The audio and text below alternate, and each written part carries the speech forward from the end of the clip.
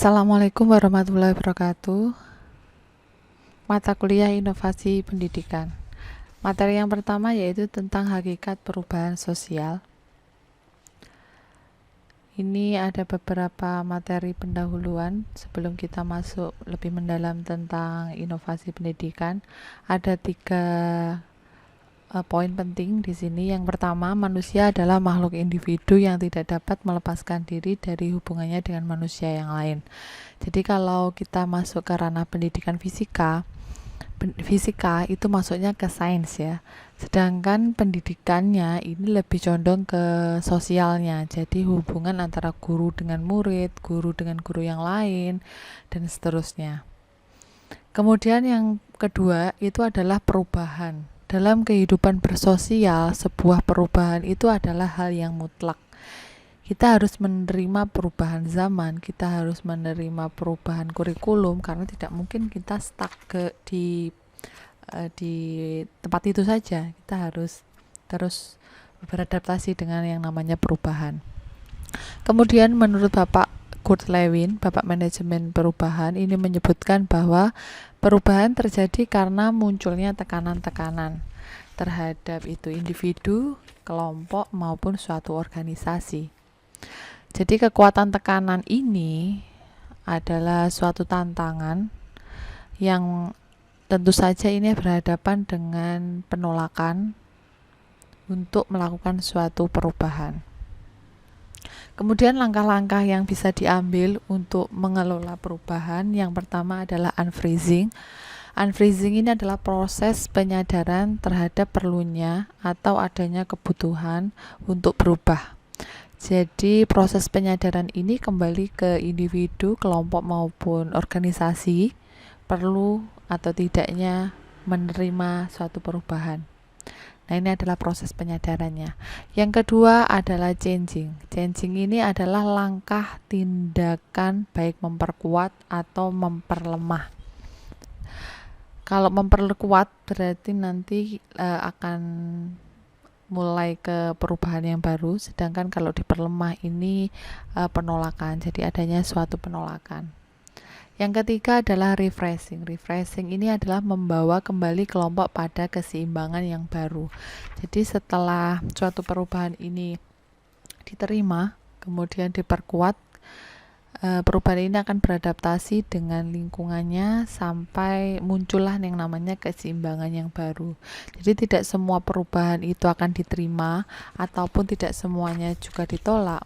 Ini melalui filter dari individunya sendiri, individu, kelompok maupun organisasinya. Menurut Lippitt tahun 1958 ini mencoba mengembangkan teori yang disampaikan oleh Lewin. Ada 5 tahap yang harus dilalui dalam perubahan berencana. Jadi perubahan itu juga tidak selalu berencana.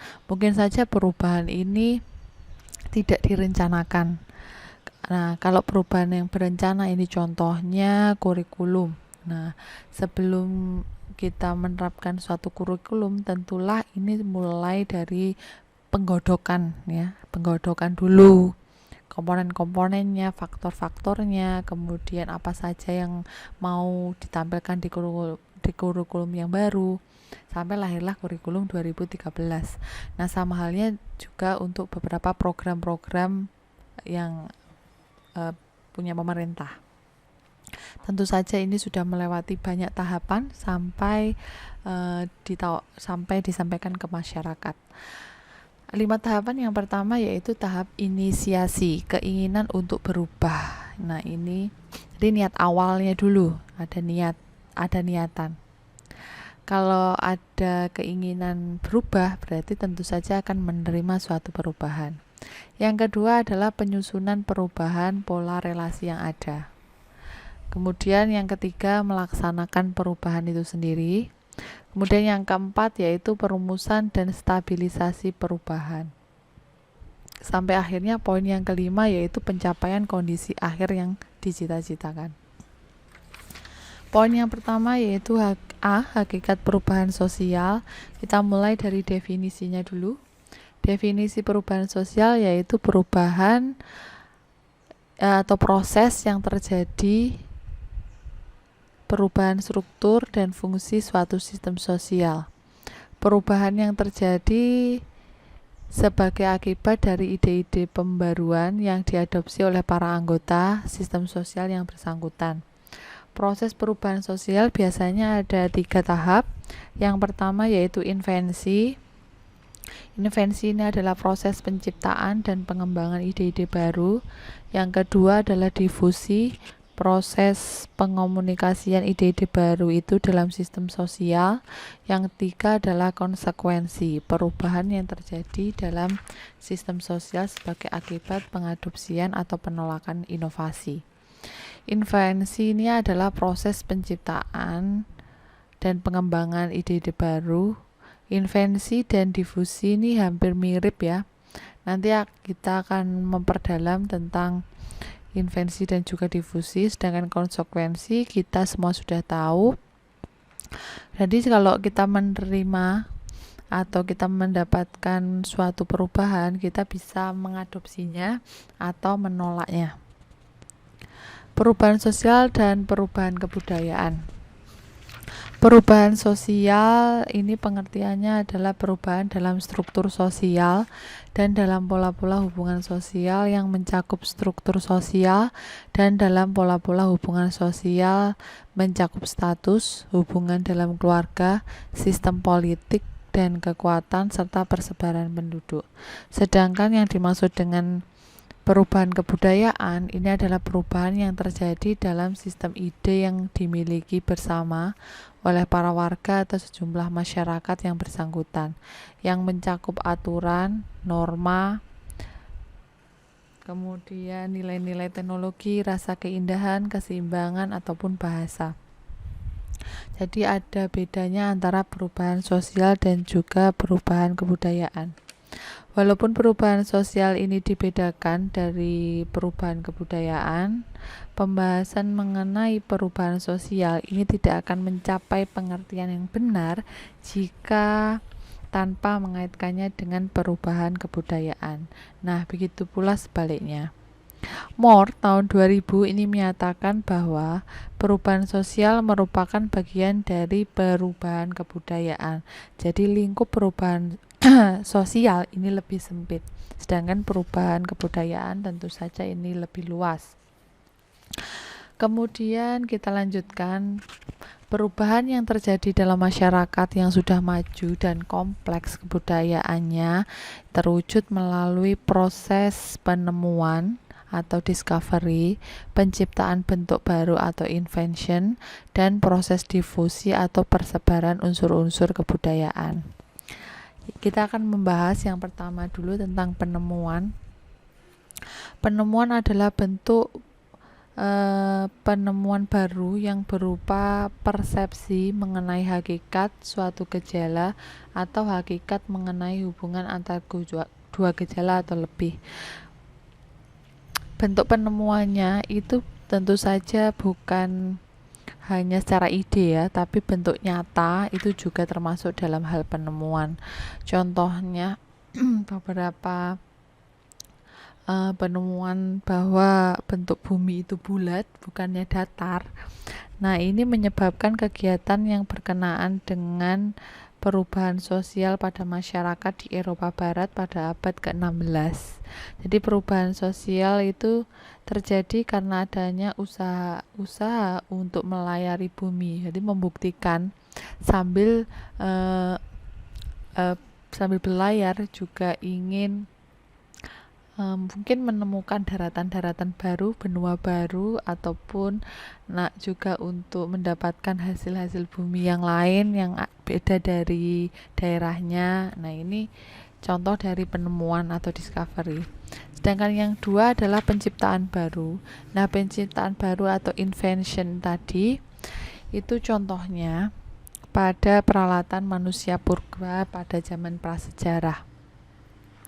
Jadi ini adalah pembuatan bentuk baru berupa benda atau pengetahuan yang dilakukan melalui proses penciptaan yang didasarkan atas pengombinasian dari pengetahuan yang sudah ada mengenai benda atau gejala. Jadi ini penciptaan baru. Nah, contohnya tadi peralatan manusia purba. Awalnya mungkin mereka hanya menggunakan batu-batuan. Kemudian untuk mendapatkan nilai lebih dari alat batu-batu tadi, mereka mengasahnya atau membuatnya lebih tajam sehingga bisa dipakai untuk berburu. Nah, itu contoh dari penciptaan baru. Sedangkan yang ketiga, difusi, ini adalah persebaran unsur-unsur kebudayaan dari masyarakat satu ke masyarakat lainnya. Kemudian perubahan yang terjadi karena inovasi. Unsur kebudayaan baru berupa penciptaan atau penemuan baru tidak akan dapat digunakan dan berfungsi untuk mengubah kehidupan sosial warganya atau warga masyarakat tanpa melalui proses yang namanya difusi.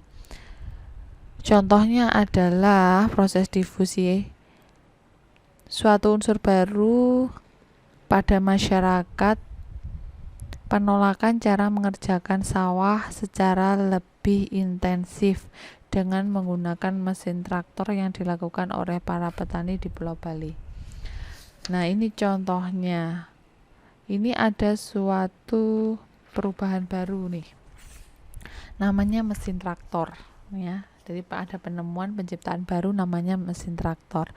Nah, para warga atau para petani di Bali menganggap bahwa cara bertani dengan menggunakan traktor itu justru tidak menguntungkan karena biaya perawatannya cukup mahal. Jika rusak itu tidak bisa digunakan lagi, tidak bisa beranak pinak. Padahal mereka sudah biasa menggunakan tenaga dari hewan, contohnya sapi ataupun kerbau. Nah, sapi jelas tidak merugikan bagi mereka. Pemeliharaannya pun murah, tidak berguna, dapat beranak pinak, bahkan kotorannya pun kan bisa dipakai untuk pupuk. Dalam proses difusi antara dua masyarakat yang berdekatan satu dengan yang lainnya, ini bisa saling mempengaruhi. Contohnya hubungan antara masyarakat kota dengan masyarakat di desa. Tentu saja kebudayaan sosial warga desa ini mendapat tambahan, mungkin mendapatkan pengaruh dari unsur-unsur kebudayaan kota. Nah, ini contoh dari peran difusi atau persebaran unsur-unsur kebudayaan dari masyarakat satu ke masyarakat yang lain. Perubahan yang terwujud karena inovasi, atau di sini inovasi itu adalah istilah pengertian yang digunakan untuk discovery dan juga invention.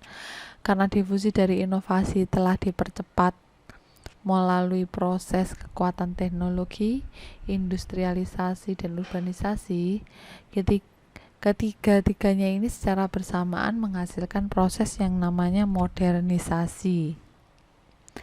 Teknologi modern ini baik disadari maupun tidak telah menciptakan impian maupun keinginan baru dalam kehidupan masyarakat. Nah, kita lebih fokus ke discovery, invensi, dan juga inovasi. Sebenarnya discovery ini dari bahasa Inggris discovery, ya. Discovery ini adalah penemuan juga. Invensi ini kalau dalam bahasa Indonesia juga penemuan, inovasi itu juga penemuan. Tapi masing-masing istilah ini punya perbedaannya masing-masing. Jadi kalau lebih didalami, discovery bedanya apa sih dengan invention dan juga innovation? Kalau discovery itu adalah penemuan sesuatu yang sebenarnya sudah ada, tetapi belum diketahui oleh banyak orang. Contohnya magnet, ya. Kita di kelas sekolah menengah pasti sudah belajar tentang magnet.